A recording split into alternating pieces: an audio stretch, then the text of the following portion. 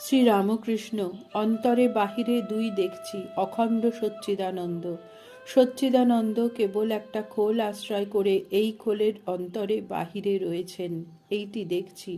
Master ও হীরানন্দ এই ব্রহ্মদর্শন কথা শুনিতেছেন।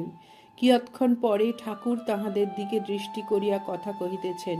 Sri Ramakrishna master ও হীরানন্দের প্রতি, তোমাদের সব আত্মীয় বোধ হয়, কেউ পর বোধ হয় না। শ্রীরামকৃষ্ণ ও যোগাবস্থা, অখণ্ড দর্শন, সব দেখছি এক একটা খোল মাথা নিয়ে বেড়াচ্ছে, নাড়ছে। দেখছি যখন তাতে মনের যোগ হয় তখন কষ্ট একধারে পড়ে থাকে।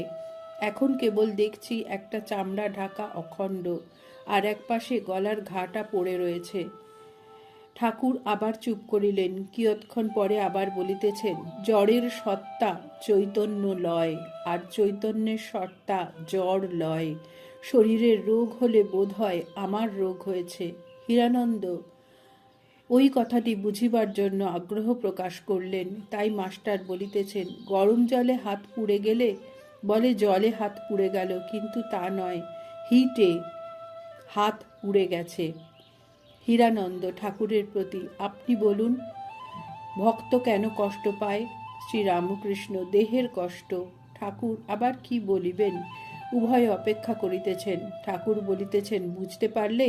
মাস্টার আস্তে আস্তে হীরানন্দকে কি বলিতেছেন। মাস্টার, লোকশিক্ষার জন্য নজির, এত দেহে কষ্টের মধ্যেও ঈশ্বরে মনের 16 আনা যোগ। জয় ঠাকুর।